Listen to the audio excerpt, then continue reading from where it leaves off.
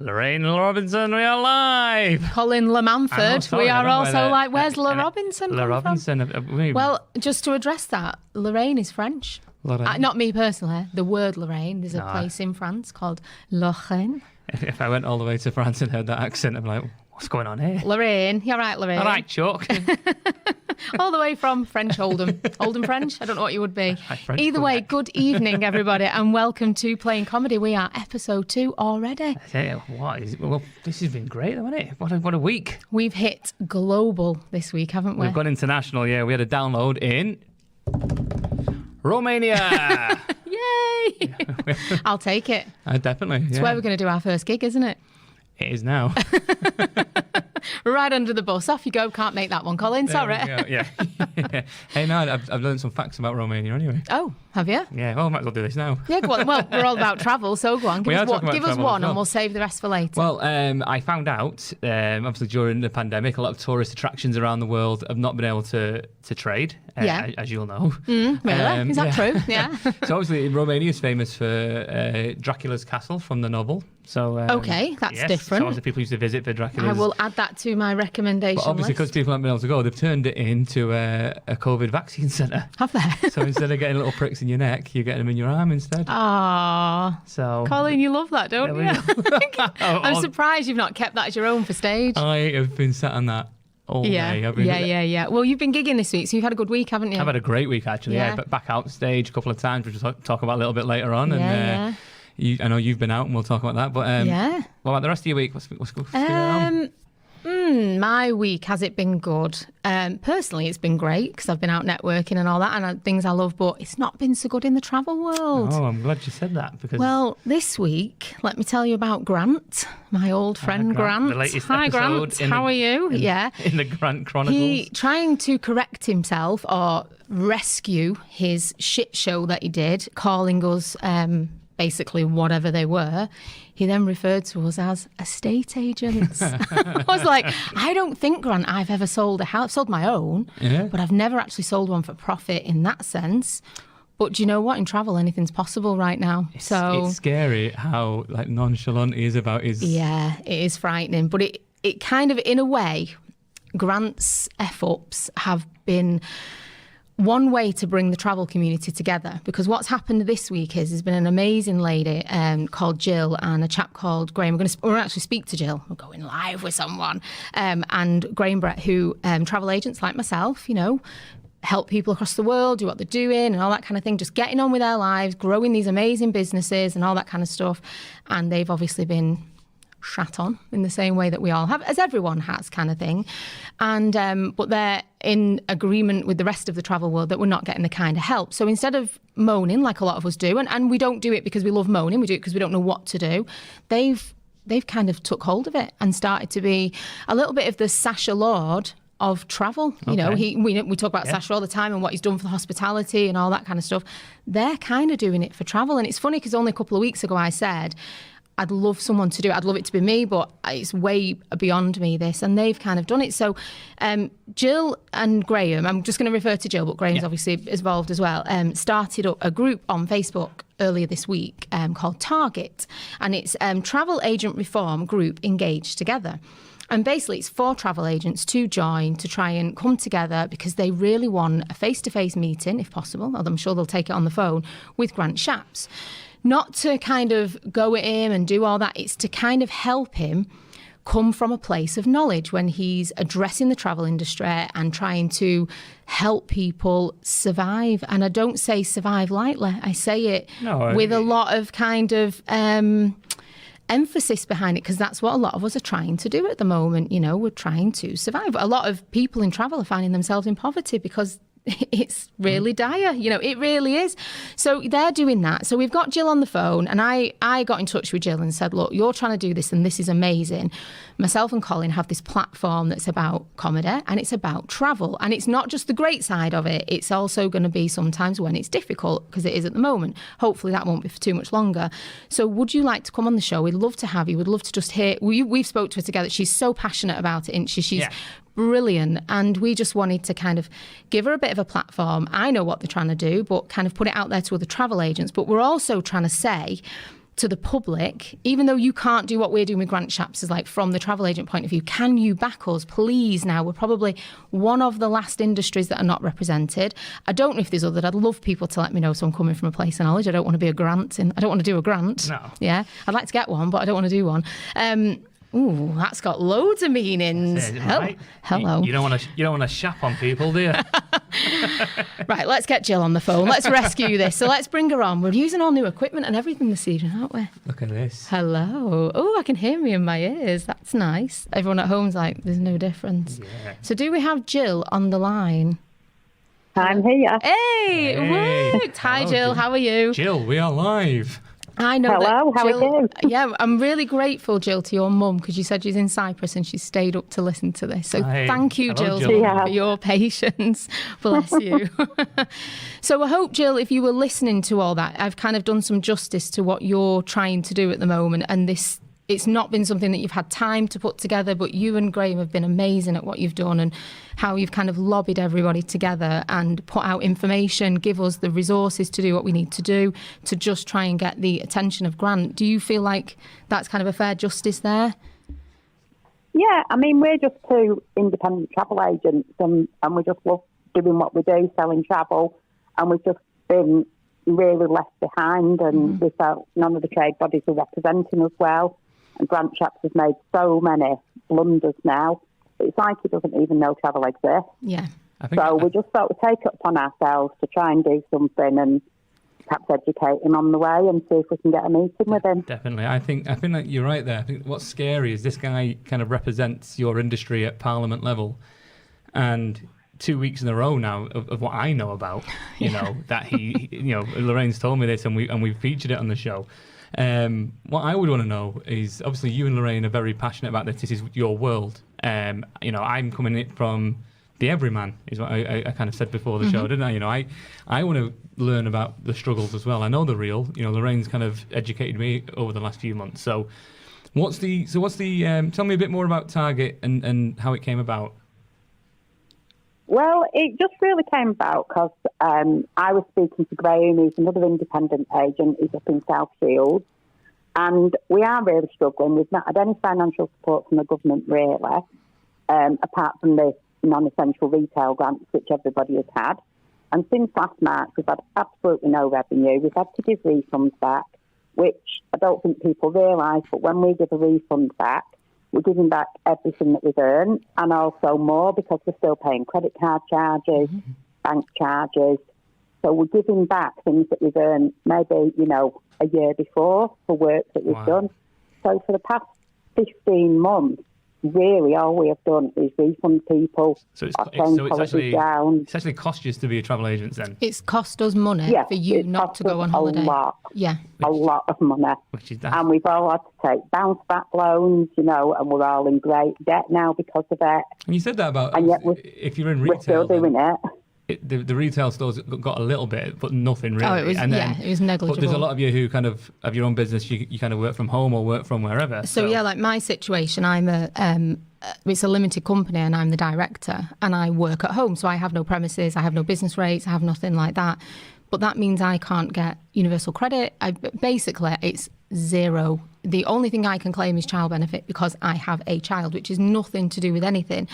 And I'm still expected to pay the tax bill when it comes in. I'm still and which is fine because if I earn, I'm happy to contribute. But then when the taxman's asking me to pay forward, but I've not earned anything, you're like, hang on a minute, this isn't right. So we're not being, there's like no, I can't think of the word really. They're just not thinking about what's happening in our industry. There's no box for us to fit in, is there, Jill? There's nowhere that we fit in at the moment. And I can't see that ending unless Grant Shapps sits down with people who are on the shop floor, as you know, for better words, kind of thing, to understand what's actually happening in the industry at the moment.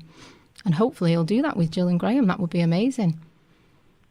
Let's hope so. Yeah. And the other thing is as well, for those of us that have got shops, I had 5 staff when this started. I'm now down to 4 staff, but they've all been furloughed. So I have to do the work on my own because I can't afford to pay my staff.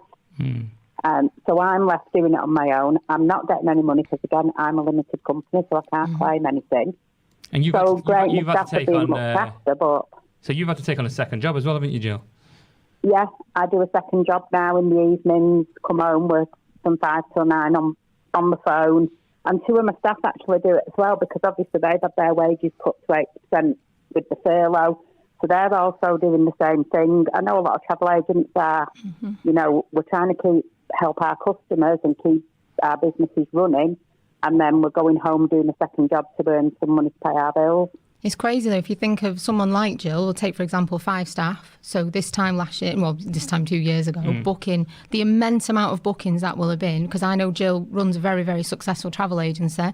So she would have been doing really well and all those bookings. And then she's got the work of 5 people to do herself in the same amount of time that one person would have. And I worked flat out last year. I never stopped. I was literally going to then do that, then go home, literally grab a bite to eat and go to work, and it's the same thing every day. And we're not talking Monday to Friday, we're talking 7 days a week, because it just doesn't stop, does it, Jill? Even now, you know, the things that we booked last year, we moved to this year, we're now moving them again. So our people are taking refunds, which we don't blame them, but then we did all the work last year, we're doing the work this year, and then we're paying. We're actually paying charges on that. And that's not the public's fault. You know, we're not asking for sympathy with the public. We're asking for support now, for the public to say, enough is enough now, you know, let's get behind them. So I suppose in the travel world, Jill, so if you've got any travel agents listening, hopefully we have, that would be lovely. Yeah. We're asking that everybody kind of joins Target. It's on Facebook. That would be amazing. Kind of follow Jill's lead with all that. She's putting all these documents out. You don't have to do any work. She's doing it all for you. Just follow the instructions. Obviously read them. And we know that you'll be passionate about it. So publicise it that way. And to the general public, we're asking if you would, and maybe we'll put something together, Jill. I don't know. I've probably just thrown you out. And she's like, God, more work. But maybe we'll put something together that you can send to your local MPs, that you can send to Grant Shapps yourself to support the travel industry, to say, without this industry next year, what are you going to do when you want to go on holiday? You know, how much do you think these holidays are going to cost if the travel industry starts to go bust? Oh, definitely. So what's the plan, Jill? What's next then? So Target as a group, what have you got planned now to get on the radar of Grant Shapps? Well, as a group, we've grown from like nothing last week. We've got 833 members, I think it is, tonight. Oh, wow. Yeah. So today, as an initiative, everybody sent the same letter to Grant Shapps asking for a meeting. Fantastic. So hopefully tomorrow or Monday, whenever he gets to his office, he's going to have an absolute shitload of letters to open. He probably has a post boy to do it, but somebody's going to have a lot of letters to open. All of travel agents, all asking for a meeting to discuss how we can move forward and how we can help the trade. And it's not just about we're talking about financial support, whatever, but it's helping the public as well, because all these rules that are out at the minute with the traffic light system is absolutely ridiculous. We can't make head or tail of it. The public can't make head or tail of it. Well, I suppose that's what's I don't know why the government aren't getting somebody involved that knows what they're talking about. I mean, Jill, talking about the government's a whole different show. You know, like I say, I only can talk from my industry. I thought we got screwed over and had it bad, but talking to you guys, it is a real eye-opener. So all we can hope now is maybe tomorrow or over the weekend we'll take this little bit of the show, get it shared around. Yeah, we'll definitely clip this. And well, I'm saying that, Graham's going, oh, will we? Yes, Graham, we will. We'll clip this and we'll get this shared as much as we can. We'll tweet him, and it is, again, it's not to kind of have a go and do that. It's to kind of help him to come from a place of knowledge and represent us fairly. I think that's all we want, isn't it, Jill? And so is there a plan? Is there a plan with email tomorrow, Jill, did you say? Yeah, tomorrow, again, we're going to run a little email campaign, and we're going to ask everybody on the group to email him. Well, I will share that on my business page. I'll share that on that Collective Travel, my business page, and I'll share it on Plain Comedy as well. So the general public can also email from a public perspective saying we'd like to kind of share show our support to the industry, and let's see if we can get old Grant helping us estate agents. Yeah. We might be on here with him next week, who knows? Maybe you could use your shop window, Jill, to start advertising houses instead of holidays. What do you reckon? Might be a bit more successful at the minute. You never know, do you? You never know. Well, thank you so much for joining us, Jill. Obviously, stay in touch. We want to kind of update everyone that's been listening of what's going on. We'll continue to do that on Playing Comedy. And if you want anything sharing on there, we're more than happy to help with that. And I think you're fabulous. And on behalf of everybody in travel, I know they would want me to thank you and Graham for standing up and just helping. You know, it's amazing that you're doing it. All right, thanks very much. And Thank you for having me on tonight. No problem. Thanks very much, Jill. Speak to you soon. Okay, Bye. Headphone. Oh, we're back in the real world now. That's a bit. I quite like listening to myself in my ear. Yeah, it's nice. What a great woman, though. You know, and Graham was what I feel like saying, just Jill. But it feels so nice in the travel industry knowing that somebody is taking control. And I know it's dead easy to go, I wish someone would do it, and I would love to do it. You know, but. I don't have that kind of confidence that Jill's got. She's been in the industry forever, and I just think she's amazing. It takes the catalyst, doesn't it, to kind of someone like Grant Shapps to keep making these mistakes, to eventually you all go, fuck this. Yeah. You know, what is going on? Yeah, it's not right. And you are, and like I said, we spoke in length about this, and this is, and people know, the people who watch this, or people in other industries know, we're not disrespecting, we're not taking away from any other industry. No. This at the minute is about the one industry that is still yet to get any help or recover. The rest of us are getting there now. Like I say, I've been back out gigging. Bars are open again. You know, that's my industry. It's hospitality and entertainment. You know, everyone else is going back to work or whatever that looks like. So, yeah, we're all behind you guys. Thank you very much. Thank you very much. So we will get that shared this week. Well, then we should put a bit of a spotlight on your industry then, because you've been out gigging this week, haven't you? Can I say? I know, nice mug. Look at the merch. It's not available. You know, you can't buy it. We're not doing it. We can't be bothered, basically. I got mine at Max Spielman. Don't plug them. Hashtag. No, you've been out, haven't you? You've been a bit famous this week. Playing Comedy's been a bit famous, haven't you? You've been plugging us. On the TikTok? On the TikTok. We've got 3 TikToks now. All original content, by the way. Yeah, ones that, exactly. No lip syncing here. It's been good though. It has, I've enjoyed it. So Monday, as soon as we were allowed back out and playing out, I was over in Ramsbottom. Yeah, great lineup. At Rammy Social. It looks like a great bar. That. It's lovely, actually. Yeah. So Nicola and her wife Joanna run that one, and it's just so lovely and intimate and just lovely. And funny enough, so me and Nicola have known each other for years. We used to go to a comedy night in Cholton, in Manchester, called Mirth on Monday. And it was every single Monday with a promoter and MC called Des Sharples. Des Sharples is, you ask anyone in comedy who the nicest man in comedy is. And they're not going to say you, Colin. It's subjective, that. Right. I'm self-aware. Some people like me. People are booked like me. People who don't. Yeah, they don't. They like to see me next Tuesday. But Des Sharples was really nice. But the thing is, he compared it every single Monday for 15 years. Right, okay. Mind blowing. New material every week. Eventually just read the Manchester Evening News. Oh, did it? Yeah. But it was good and people liked it. And that was the gig when you first started that you wanted to play. That was like, I want to spot a Mirth on Monday. Yeah, okay. So for me, don't get me wrong, Comedy Stores, Frog and Bucket's brilliant. Yeah. And I wanted them so bad. But for me, there was 2 gigs and Mirth on Monday was one of them. The other one was Excess Malarkey in Fallowfield. So Nicola is a big fan. She's now got this lovely little bar. She wants to kind of recreate that or pay homage to it. Oh, nice. So the plan is to eventually have every Monday, Rammy Social, me as the new Des Sharples. Nice. Is Des still with us? He's still alive. So you could bring him back. I could, but he'd give up comedy. Bring him out of retirement for a one-time. Or he could do it for playing comedy, couldn't he? Of course he could. Yeah. Oh, do you know what? Get in touch, Des. Not Dev. Dev. It's on Corrie. Yeah.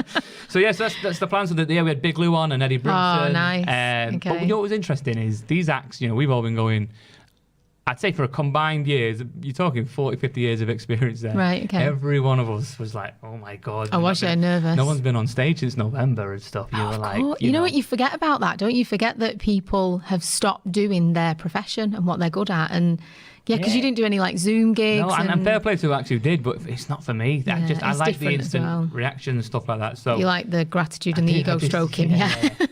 And other things stroking, whatever, it doesn't matter. We'll leave it at that. One day you'll bite. Don't bite, actually. That was the wrong saying.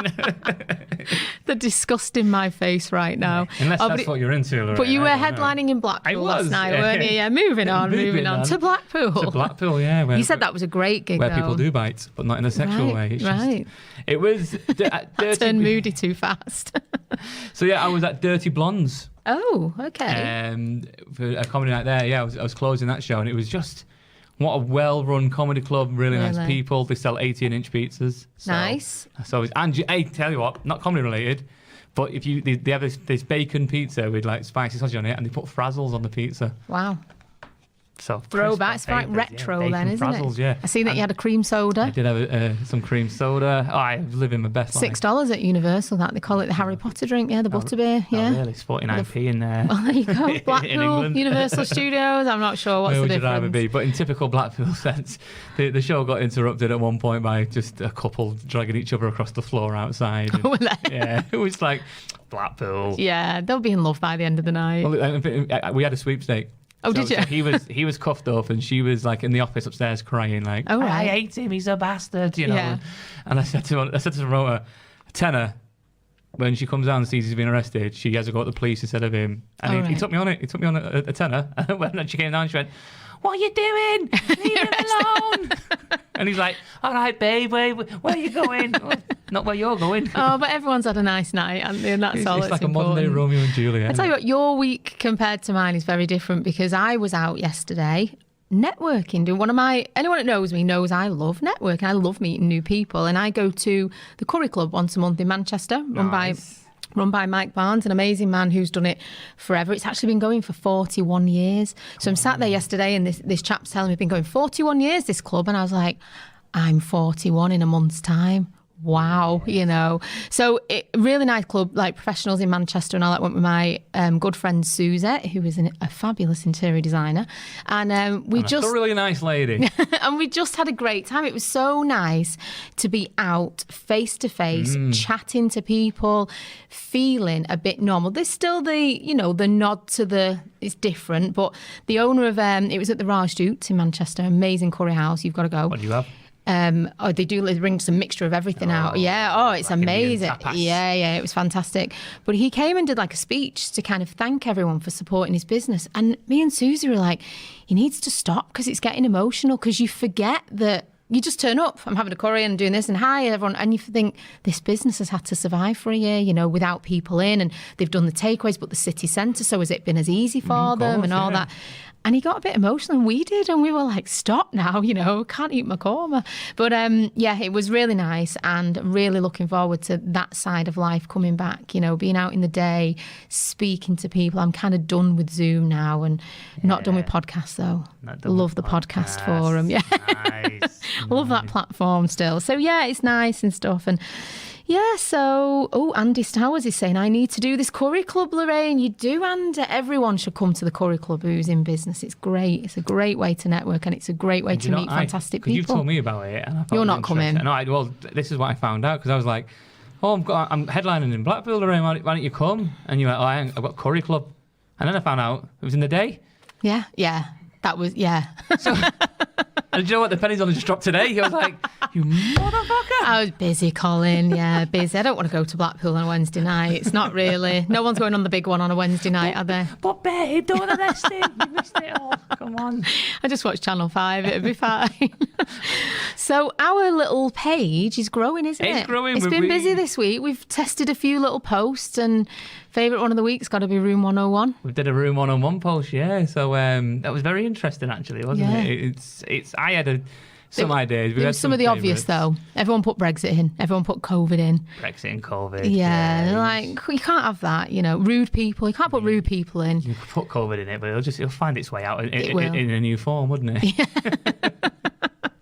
And Brexit would just break itself away from us, and then there'd be a new strain. Brexit will be in there for about 5 years anyway. Yeah, so we didn't have that, but we picked up a few that we were a bit like, yeah, we'll have that. One of them, which made me laugh, was, and I thought it was just me that hated this, was when people get petrol. Because when I go for petrol, I think now you've got a social responsibility to pay at the pump. You don't need to be going in that shop. You pay at your pump and you go, right? No, some people like to get the petrol, get a basket, and go shopping. Wankers. Do you know what? I'm going to let you have that. It winds me up. I'm so angry. But it's like they go, I don't mind if you need milk and bread, and but not a full browse. I don't trust people. I don't know why. I don't trust people who buy eggs at petrol stations. Why? I have no idea. I saw it the other day. I went, "What's wrong with you?" I don't know why I got so angry about it. Yeah, do you know what? There's something a bit chemical about that. I'm going to give you that. It's just a petrol station, like get sweets and stuff, whatever. But mints, chocolate, magazines, bit of. Don't be buying eggs. Yeah. get in touch if you've ever bought eggs at a petrol station. Did they taste all right? Was they a bit iffy? Yeah. Oh, I thought there was a technical problem. They're going, we've bought eggs at a petrol station. We both buy eggs at petrol. For what reason, though? I like buying eggs.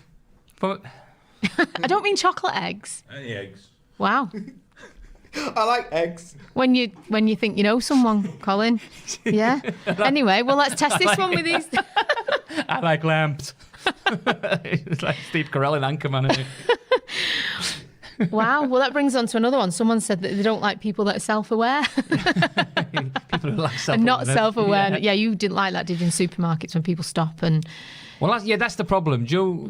It's a bit like the petrol thing. It's very similar. It's that thing, though. And I suppose it got worse during the pandemic when I did the whole Asda runs and there was a one-way system and people did just stop talking like, you ain't in a bubble. Was so you what the tutter then? Oh, I hated it. I mean, you're going to kill us all. Why?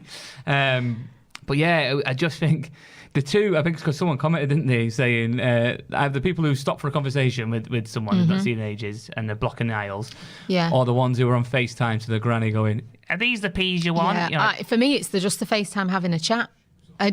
Just use your ears. That's what it's for. You don't need to see that person. We've become too need to see your face. I need to. Or people that just randomly WhatsApp video call you. Just ring me. I don't. It's not as bad as the person that you text message and then they phone you. I know your brother does that a lot, and that winds you up. He said a text and it ring.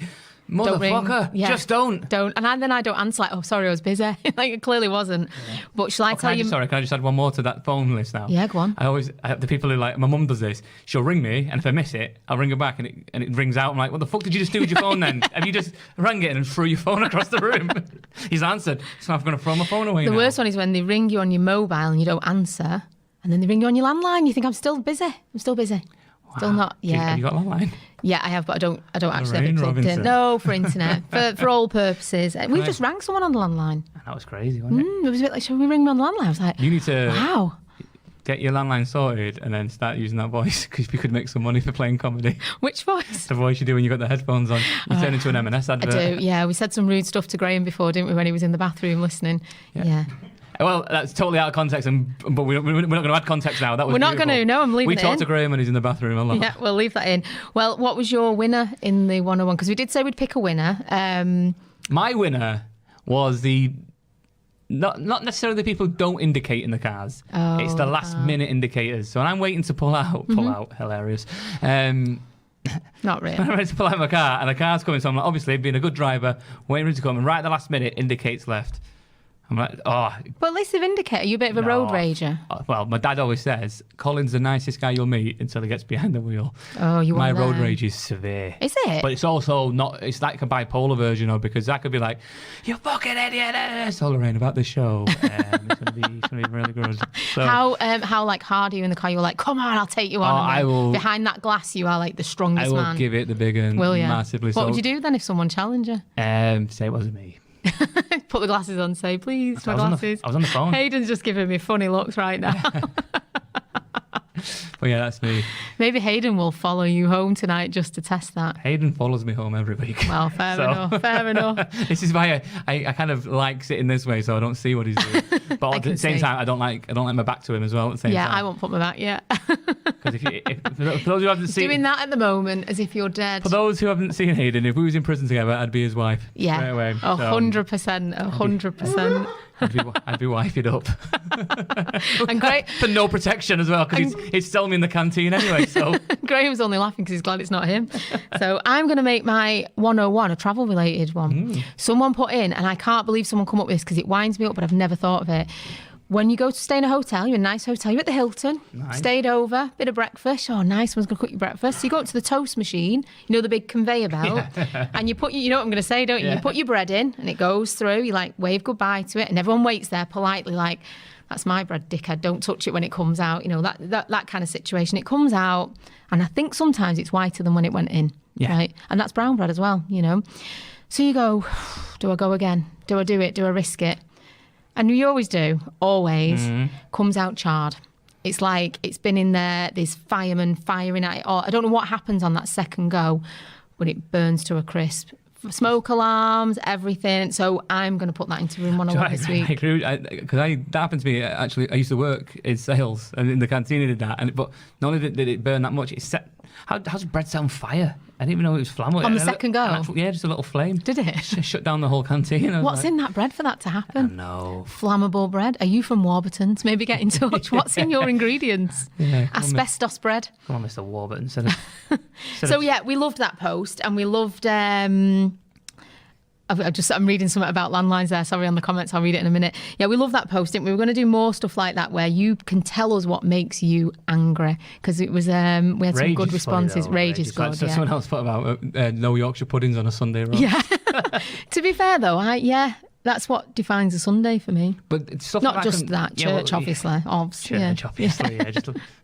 Just walking past church. Yeah. Who goes in there? Morning. Yeah. I can't go in church. I'm getting really hot. I set on fire. Yeah. So yeah, we've actually started having. We're quite lucky because people have got on board with us quite quickly, and they've started sending us like funny stories. Like your dad is on this, isn't he? He's just, every day now. Colin, look at this. But we've had a few others kind of sent into us that you should have a look at this. You should talk about it and things like that. And some of them we would never talk about on the show because they're more for Hayden's show at 10 o'clock, really, aren't they? They're probably more that kind of... nice plug as Hayden's well. Hayden's like, oh, brilliant, yeah. Trigger warning. It's on YouTube if you want to watch it. Yeah, okay. With a very... open mind, I would say. Yeah, what do you reckon? Is that the right way to put it? Yeah. Yeah, I wouldn't even pre-warn people. No, I'd go straight in. I think everyone deserves to experience it once. Yeah, I think that's fair. I've experienced it once. Yeah. I was throwing up nearly, wasn't I? Yeah. Why are you two laughing? I don't know what I said. I'm so innocent. Anyway, moving on to our funny stories, boys. I just realised you can see Graham in the back there. Look at that. Oh, can we see him? Did we see him then? Oh, he's in. He's famous. He's not getting paid. So neither are any of us, to be fair. Yeah. So there's funny stories that we had this week came kind of on the back of your Romania one, didn't they, with the Dracula and all that? Because your dad was like on that one. I'm going to get my story. Yeah, so we started looking at some kind of funny news stories from around the world. Yeah. So obviously the Romania was one of them. And then you picked up on one that you kind of enjoyed. It was brilliant. Absolutely brilliant. It just shows that if you're ever feeling like you're a bit bonkers, just read funny stories from around the world and you'll realise you're quite boring, really, you know. Yeah, so you're going to have to forgive me for the reading of these names, right? But here's the headline. This is what kind of made me go, yeah, I'll read this one. Couple chained together to save relationship, vow to remain chained until they get married. Wait for this, though. They're not even engaged yet. Right, so... I mean, it's madness already, isn't it? Yeah, I'm not even going to go for surnames, right, because there's absolutely no way I can read them. But Victoria and Alexander, have vowed to keep their steel love shackles on until their wedding day, despite the fact that they're not even engaged yet. So they've chained themselves together for 3 months solid. They've done this to save their relationship and also break a world record. I'm not sure which came first. Personally, I think maybe they were inspired by the chocolate orange thing. Maybe they went to the future, seeing you do that amazing performance last week that has had way too much attention for what it was, I think. It got way too much attention. Because it's not a positive video. Yeah, maybe. Yeah, more to come. So they've chained themselves together. So these are probably a little bit like the Blackpool couple that you were talking about before. They were splitting up on average twice a week. That's crazy. So just stay apart. I wouldn't have the energy. I wouldn't even want to see someone more than twice a week, let alone split up with them. So anyway, split up more than twice a week. So they decided, when they said one of them decided they were going to break up, and the lady said, then I will attach myself to you. She said that? She said that. Now, this is the point where, as the other person, you would say, no, that's not happening. But he agreed. He said, who needs relationship counselling when you have metal chains? I mean, that's a good point. It's a different point. Hayden, have you got any chains? I could get Lorraine tied down. They have confessed, though, now that they are fed up with each other, right? But they've vowed to remain chained together until their wedding day. But like I said, they're not engaged yet, and they've got no plans on getting engaged. However, the couple, they're from Ukraine, right? Okay, have said makes sense now. Wait for this. They're using their bizarre stunt to try and get themselves to millionaire status whilst raising money for charity. Amazing. I mean, how? I don't know. They never say how they're going to raise money. I don't know. When you break a world record, do like the money gods come and give you money? I don't know. Can we get you practiced for the? Not for that. Well, I don't know. But they want to donate. So they must already have a figure right in mind that they're getting or thinking of. They want to donate $2 million to charity. And it says, and they're currently negotiating this, and then they'll leave $1 million for their personal use. Now, I'm just going to say this, Colin. I would chain myself to you for 3 months for $3 million. Right, there's the challenge, guys. I'd chain myself to Hayden and Graham. No, let's not bring them into it. I've got a plan. $3 million. I'd chain myself to anything for that. One second. Can we have the camera on me for a second? Yeah, that's a good idea. Listen, that film's already been done. All I'm going to say is, if enough people get in touch, you've heard it now, we can chain ourselves to each other. If we get 3 months, 3 million people donating £1 each, I will chain myself to you. That's the number. That's the number. 3 million people for £1 so if we can make each. £3 million For 3 months' work, chain to you, yeah. Should we get this set up now, yeah? Yeah, Hayden's doing PayPal right now. Let's do this. Watch this watch this backfire. To your PayPal. And once we've got you chained up, we'll just leave you with a camera on your phone. That, do you know what? There's channels that would have that. They are, well, let's look at this. So far, they've broken the world record, the Ukrainian and the world record for most time spent chained together as a couple. Bear in mind, they've done everything together for the last 3 months. And now they've even got plans to go on a reality show together. And they say, but it hasn't been easy. I mean... But you know what? I'm going to say I would watch that show. I'm also fascinated that the Guinness Book of Records has a Ukraine edition. That's a very niche market, isn't it? Well, maybe we should look at that and see if there's something we can... Bet they don't have 9 Ferrero Rochers in a minute, do they? I don't think they have Ferrero Rocher over there. Is there no ambassadors? Oh, look at that. Hello, 80s. Go on, what was your story? Does your story beat mine then? Probably. So my story actually is, and it links us into something that we're after anyway. So this really fascinated me, right? And the level of detail in this story is fantastic. So SHREK. All right, off of the cartoon. So SHREK, the film, right? It first aired 20 years ago this year. 20 years old, SHREK. 20 years old. Now, I'm going to give you the headline. Yeah. This is the headline about SHREK, this great kids film. That with Donkey and all that. I mean, my little brother and sister from toddlers on, they grew up just watching SHREK. They loved it. It was a great film. The headline, SHREK's Duloc home to orgy of slaughter after first film. What? That's the thing. So this is what I'm talking about. I'm not even sure I understand So that. do you remember in the announcement and in the first show, we said we're looking for people who are enthusiasts. Yeah. People who are like Star Wars geeks or Harry Potter geeks or you collect buttons or ring pulls. Yeah. Just whatever that looks like. Right? Yeah. Just why? But sell it to us because there's a reason why we're so passionate. So this guy is gone in on Harry Potter, on SHREK. He might have gone in on Harry Potter as well. I've tried. It's a long story, but I'll do it quick. Because every little word is... I want to see your reaction to this. So are you ready for this? The much-loved fairy tale of SHREK first came into our lives 20 years ago, and it's been living in our heads rent-free ever since. It's mind-blowing in itself. It's a nice start to a story, it is right? Lovely, yeah. SHREK, Fiona, Donkey and Dragon went on many adventures together, and their stories ended happily ever after. Yeah. But... Oh. I don't like it already. But it emerged that a much darker fate may have awaited some of the background characters. Oh. And that's what you don't think about in these stories is the background the extras. characters. Yeah. So a fan has speculated that Duloc was the site of an orgy of rioting and slaughter. So Duloc is the setting, isn't it? It's where it is the original town. Yeah. Right, okay. Adding that the magical creatures went on a violent rampage after Lord Farquaad was eaten.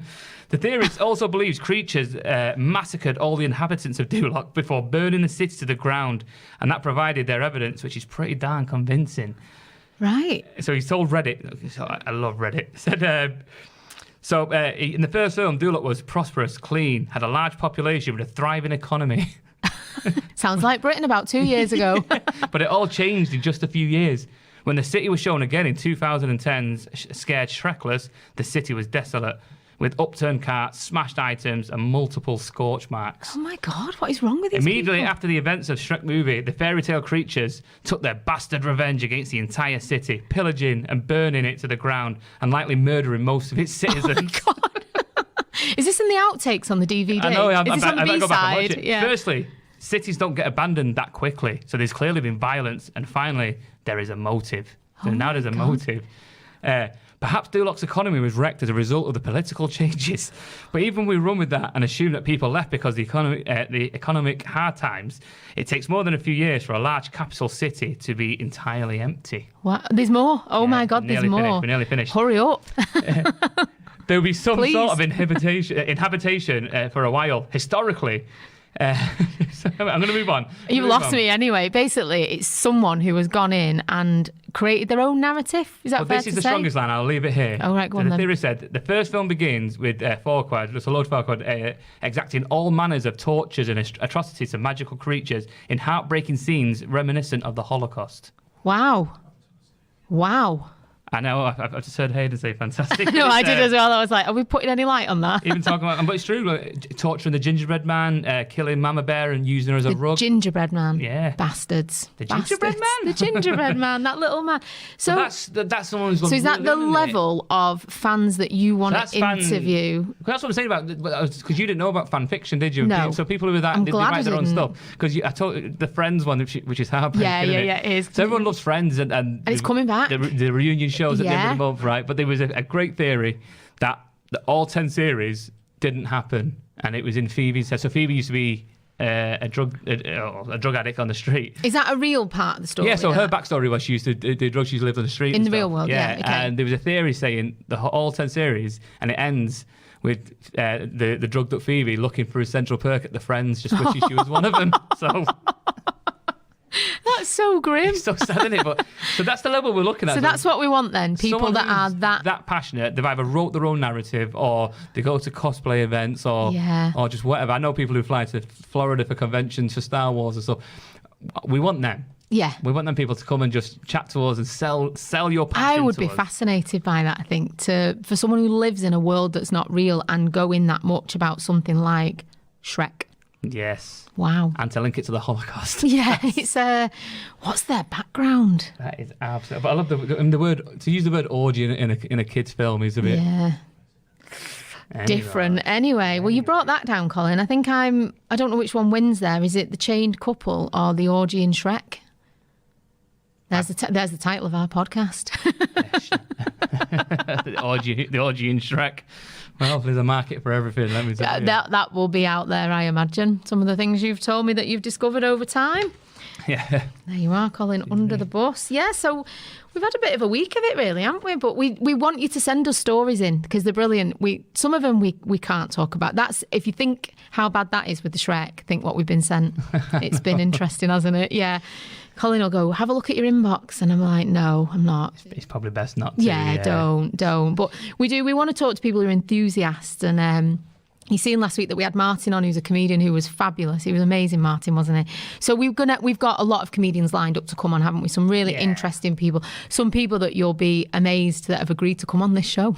Yeah, we've got people from the TV world. Don't give it up just yet. Yeah. Okay, little tease. People. But yeah, it's exciting, isn't it, what we've got coming up? But we love people. We love people in the real world, people who don't live in the real world, so we want to kind of get some people on. So whether that's on the phone, like we've had Jill tonight, or we can try and do a live link up visually. Graham's now looking at me going, stop adding to the workload. Yeah, he's like, no, it's fine, whatever. He'll do something. He does like magical stuff. He's like a wizard. He is. You're a wizard. You're a wizard, Harry. I love the way Hayden laughs as if like they've had that discussion before. So that just kind of leaves us with our rat. We've got a little rat, haven't we? A little mascot that we got sent in for the show. Quite representative. It's got its own little meanings, but it hasn't got a name.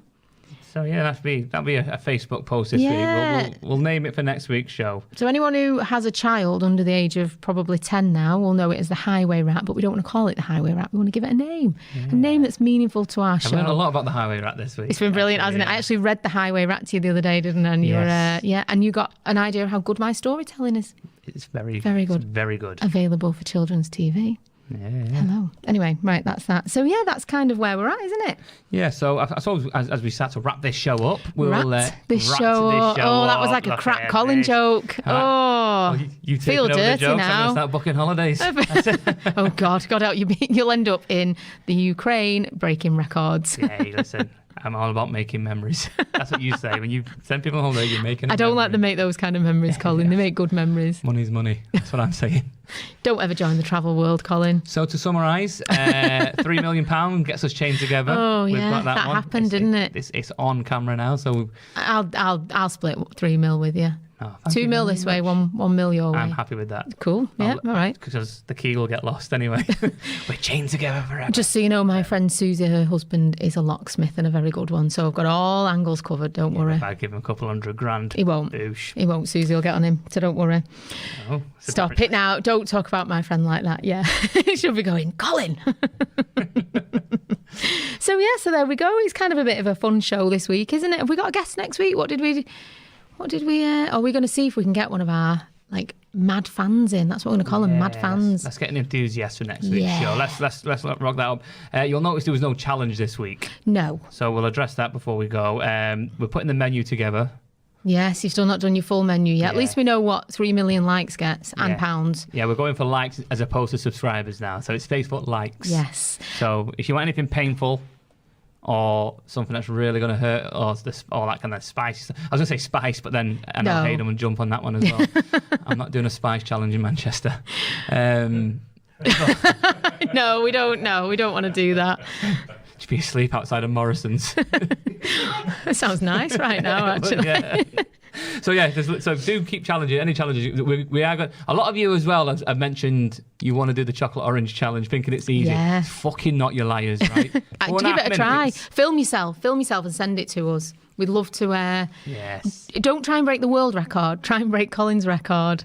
I'm going to break my record. Yeah, I think we all could, to be fair. We could just, You volunteering. But we've already had Janice Robson, who has watched last week's show, has actually sent me a few challenges for you. So we're going to do that. So thank you, Janice. Much appreciated. And you said about workplace challenges as well. Yeah. We've had none of them, I don't think. We've had a few, but ones that would be difficult during COVID. But anything where... You should just challenge me to work in the library. Can you imagine me having to be quiet for 8 hours? No. But what we want to get across is, remember, this is a podcast. It's not about the Facebook Live. It's about the podcast afterwards. We're on a few platforms now, we're now aren't we? officially, we're on Spotify. Hello. We're on Amazon. Oh, with the big guys. We're on Google Podcasts. We don't know how to get on Apple. Apple's just been so hard to get on. Oh my God, it's like the hardest thing in the world, but we will. So you've watched the show. If you're watching now, great. Obviously it'd be weird if I'm talking to someone that's not, but please download our podcast, give it a subscribe, give it a like, do whatever you do, tell your friends about it, because the more popular it becomes, the better the show can get. The more people we can get on, the more people want to come and promote themselves, the bigger those names will become. So that will be good. We've got a YouTube channel. Head over, subscribe, because we have to say it. Yes, we do. Please share our Facebook page. That would be amazing. Yeah. Is there anything else we need to plug, Colin Manford? When's your next gig? 31st of May, back in Ramsbottom. Is it booked up? Not yet. Oh, not yet.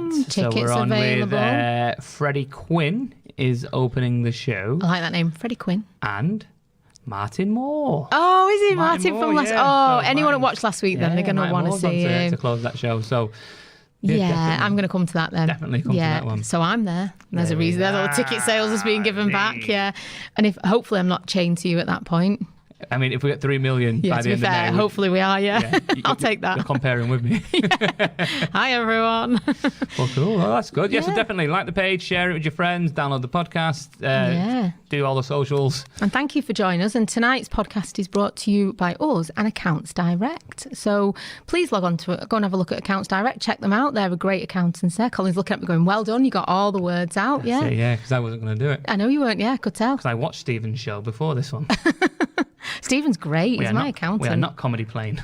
What's wrong with you, Stephen? Yeah, Stephen tried to plug us and called us comedy plane, but I think that's a great tour show because we could do it on a plane and have a comedy gig in the sky. Yeah, couldn't book Mr. T though.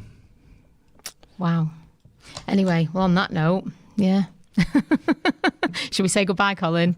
I don't deserve to. That No. was so bad.